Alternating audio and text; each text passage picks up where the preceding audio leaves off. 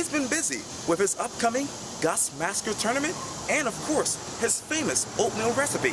And in this edition of Quintin's Close-Ups, I sit down once again with Jermel President. The last time I saw you was May 28th. I just got back from doing an interview with Robert Ford for Quintin's Close-Ups, and I actually saw you at work at T-Bones. Well, I used to work there, but now I work at Marcus Deli, and I haven't seen you since then. But tell me, how are you? I'm good. Everything's going fine. We're in our last week of putting everything together, expecting a great turnout. We got about 75 teams, and first year it's been really good. So we're in our last week of getting things prepared, and I'm pretty sure I'll be blindsided about some more things that's unexpectedly, but I'm all ready for it. And what you were talking about just a few seconds ago was the Gus Macker tournament. Mm-hmm. For those who won't be able to attend, and for those who don't know much about it, can you explain? The Gus Macker is a festival of basketball, and it's a 3-on-3 tournament, and it's from ages 7 to almost 50 years old, depending on how old you want to participate. Sure. But in addition to that, we'll be having a carnival events out there for ages kids that's 4 to 6 that can't participate in the Gus Macker. Sure. Teacups and trucks will be doing face painting, arts and craft. Yeah. Dig in the park will be out there for some great food, Kona ice, dosi. Yeah. So in addition to basketball, parents and families can come out and watch the kids either play or come out and eat some good food and some good desserts, and also watch our carnival with our little kids. And Jermel, you've been making lists lately because of the Oatmeal Recipe. For those who don't know about the recipe, can you explain? Sure. The Oatmeal Recipe is made up by 3 different ingredients, which is nutrition, education, and skill development. When I say education, I'm not talking about reading and writing. I'm talking about the 7-point scale, the 10-point scale, the 16 core objectives that our kids need to have a 2.0 in order to be accepted by the NCAA to get scholarships. Sure. In addition to that, we talk about skill development, just learning how to dribble, learning how to shoot, and nutrition, which is the main ingredient of the Oatmeal Recipe. I may ask you, hey Quintin, what's the main ingredient in alcohol? You may say, Jermel, it's sugar. Okay, and then I would say, well, most of our foods are saturated with sugar, and most of our athletes are eating these sugars during practice, after practice, in tournaments, from candies, box lunch, fast food.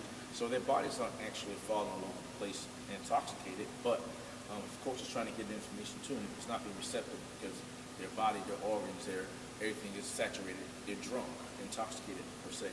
So having a good meal, being nutritious is very important to an athlete's stamina and production. Yeah. And we're taping this particular interview inside the TD Arena. And as you know, there's really a dark cloud going on here at the College of Charleston with the whole allegations of Doug Wojcik being verbally abusive to some players. You are a former College of Charleston player and a superstar here, really. Can you give me your take on that situation? Again, I think Doug Wojcik is a good person. He's a good coach. I really don't know what happened, but I can generalize my opinion in the situation. Right. Playing for Burke High School in Earl Brown, his approach was totally different, and kind of motivated us to get to certain points. It wasn't demeaning, it wasn't racist. I don't know what Coach Wojcik has said. I have nothing really to do with that, but I think that any coaches, any players just have to come to a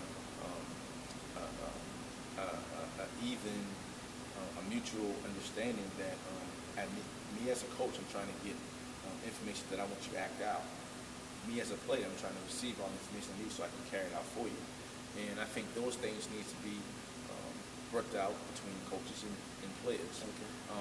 My opinion, I really do think that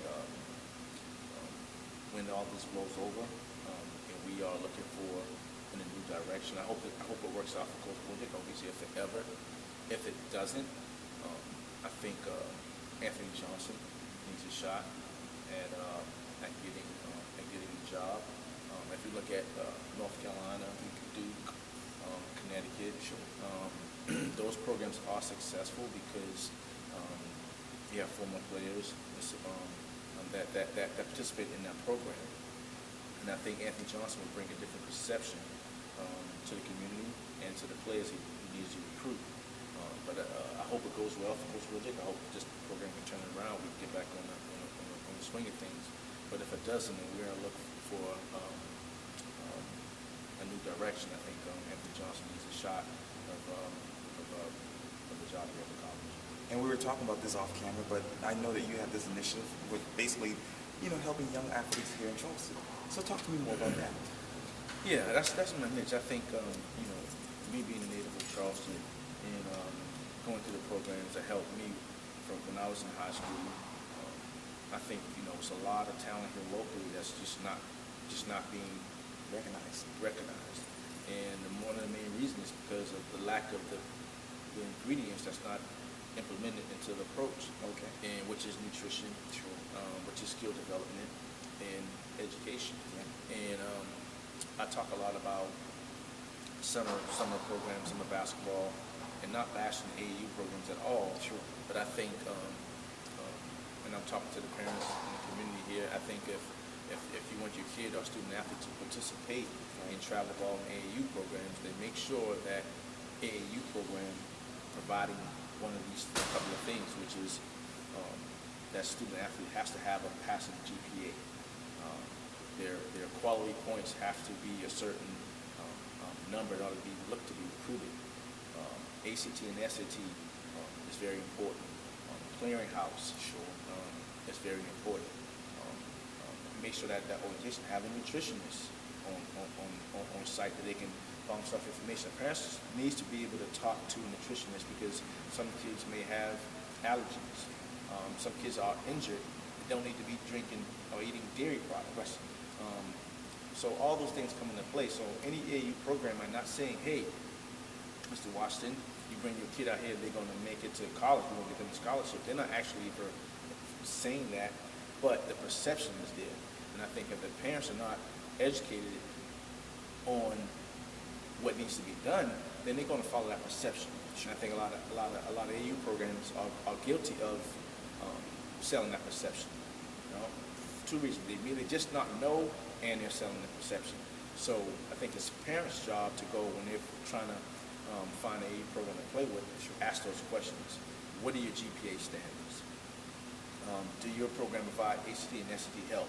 Do you help us get our clearinghouse situated? Do you provide strength conditioning coach? Do you have a skill development? Sure. All these things come into play. It's not just playing the games in the summer and then all of a sudden a kid get placed in high school and then it's your kid. It's not your kid. This kid had death in the family and during the winter you didn't know about it. It's because it's not your kid. So I think a lot of times people place a lot of personal attachment to that. And I'm just blowing the whistle. And as we talk about the Athletes in Charleston initiative that you're doing, tell me how you're reaching those particular folks. That's a good question. I think the perception out there is that, the program and the Oatmeal Recipe and Day Foundation just targets at-risk kids or kids that's less fortunate. And that's totally a misconception. It's not true. We have more kids that's fortunate in my program than kids are less fortunate. So the approach to that is totally not true. And I think any walk, no matter what walks of life you're from, if you're not educated on the approach of things, it's just not going to happen. So we're going to kill that stigma about Day Foundation is only at-risk kids or just for kids less fortunate. We're all across the board with our approach. And besides the tournament and of course the Oatmeal Recipe and working with the athletes here in Charleston, what's next for you? That's next for me. That's the continuous for me. I think I want to go into more skill development at different levels, which is high school, college, and professionally. But now I think I'm building this space here now. Once that gets going, which is starting to be turnkey, it's really going to be helpful to this area. I think once parents and kids really understand it, when they're starting to be receptive to it, it'll change heads. And I think it just compared to the last 10, 12 years. If you can't name a player that got placed out of the public school system and doing really, really well, I'm talking about 10 players in 10 years, then that's a problem. We have some players that's doing really, really well, but those ones that just got through, just got through the crack. There's a lot of players that supposedly playing Division I basketball, Division I football, no matter what sport, just not getting it done because academically, nutrition-wise, and their skill development for their craft. Well, Jermel President, it was so good talking to you again. Thank you, Quintin, for having me. Anytime.